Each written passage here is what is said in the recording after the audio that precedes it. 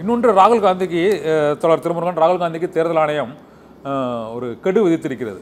அதாவது நீங்கள் வந்து பிரமாண பத்திரம் தாக்கல் செய்து அந்த புகாரை தேர்தல் ஆணையத்தில் வழங்க வேண்டும். ஒன்று, இல்லை என்றால் 7 நாட்களுக்குள் இந்த புகார் தொடர்பாக மன்னிப்பு கேட்க வேண்டும். இல்லை என்றால் இந்த புகார்கள் வந்து ஆதாரமற்றவையாக போய்விடும் என்று கூறுவதை வந்து நீங்கள் எப்படி பார்க்குறீங்க சார்? இதில் வந்துங்க ராகுல் காந்தி குற்றம் சாட்டிய அந்த விஷயங்களுக்கு அபிடவிட் வேணும், புகார் பத்திரம் வேண்டும் என்று கேட்கின்ற தேர்தல் ஆணையம் இதே புகார்களை ராகுல் காந்தியினுடைய வெற்றி, பிரியங்காவினுடைய வெற்றி குறித்து கேள்வி எழுப்பி இருக்கக்கூடிய தேர்தல் ஆணையத்திற்கு கேள்வி எழுப்பியிருக்கக்கூடிய பாரதிய ஜனதா கட்சியினுடைய பாராளுமன்ற உறுப்பினர் இடத்துல இது போன்ற பிரமாண பத்திரத்தை கேட்கவில்லை. ஆக ராகுல் காந்தி அல்லது எதிர்கட்சிகள் கேட்கின்ற கேள்விக்கு பிரமாண பத்திரமும், ஆளும் கட்சி கேட்கக்கூடிய கேள்விகளுக்கு பிரமாண பத்திரம் குறித்து எதுவும் பேசாத ஒரு இரட்டைத்தன்மையை அப்பட்டமாக இந்த தேர்தல் ஆணையம் எடுத்திருப்பது என்பது அதிர்ச்சிக்குரியது மட்டுமல்ல, இது ஒட்டுமொத்த இந்திய மக்களையும் வஞ்சிப்பதாகத்தான் நான் பார்க்க முடியும். ஒட்டுமொத்த இந்திய மக்களையும் தங்களுடைய லாபத்திற்காக பாரதிய ஜனதா கட்சி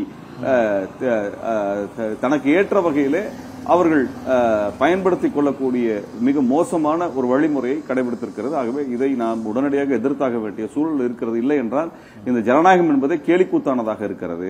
அந்த ஜனநாயகத்தை கேலிக்கூத்தாக்குனது, தேர்தலை கேலிக்கூத்தாக்குனது விஷயத்திலே தேர்தல் ஆணையம் முழுவதுமாக பாரதிய ஜனதா கட்சியினுடைய கையாளாக இருக்கிறது. ஆகவே இதை எதிர்த்து அனைத்து மக்களும் வீதிக்கு வர வேண்டிய தேவை இன்றைக்கு இருக்கிறது.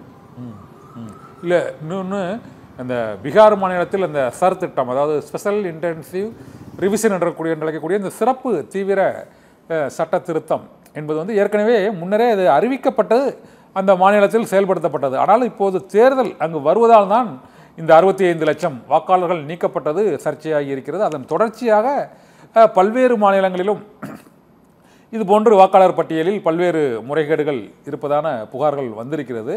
ஆனால் இந்த பீகார் மாநிலத்தை பொறுத்தவரை அந்த 65 லட்சம் பேரும் நீக்கப்பட்டதற்கான காரணங்கள் புலம்பெயர்ந்தவர்கள், இறந்தவர்கள் மற்றும் அதில் காணாமல் போனவர்கள் உள்ளிட்ட விவரங்களை வெளியிட வேண்டும் என்று உச்சநீதிமன்றமும் அதில் உத்தரவு பிறப்பிச்சிட்டார். இனிமேல் அந்த சிறப்பு தீவிர திருத்த முறையில் வந்து நம்ம எதுவும் குறைகள் கூற முடியும்னு நினைக்கிறீங்களா?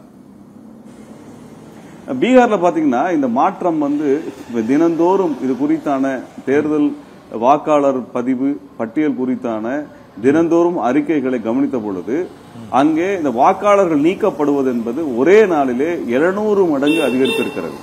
முதல் நாள் அறிவித்த எண்ணிக்கையோடு அடுத்த நாள் கிட்டத்தட்ட 700 மடங்கு அதிகரித்த நிலையிலே அங்கே மிக மோசடி நடந்திருக்கிறது.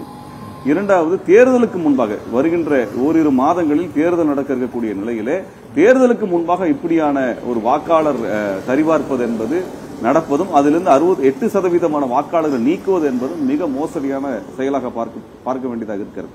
இதே SIR என்று சொல்லக்கூடிய இந்த தீவிர வாக்காளர் சரிபார்ப்பு திட்டம் என்பது கடந்த காலங்களில் நடந்த பொழுது அங்கே அந்த மாநிலங்களில் தேர்தல் நடைபெறாத ஒரு சூழலில் தான் இது போன்ற SIR திட்டங்கள் நடைமுறைப்படுத்தப்பட்டன.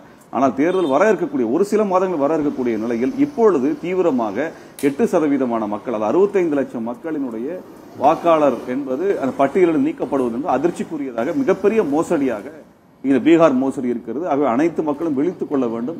இது போன்ற ஒரு மோசடி நாளைக்கு தமிழ்நாட்டில் நடக்கும். ஏற்கனவே தமிழ்நாட்டில் இது போன்ற 30 லட்சம் வாக்குகள் நீக்கப்பட்டிருப்பதான ஒரு தகவலை சட்டவட்ட அவர்கள் தெரிவித்திருந்தார்கள். அவர்களை கடந்த ஆண்டு பார்த்த பொழுது கூட தமிழ்நாட்டிலும் இது போன்ற முயற்சிகள் செய்து வருகிறார்கள். ஆகவே இதை நீங்கள் கவனத்தில் எடுத்து தமிழ்நாடு இது குறித்தான கேள்வி எழுப்ப வேண்டும் என்பதையும் அவர்கள் தெரிவித்திருக்கிறார்கள்.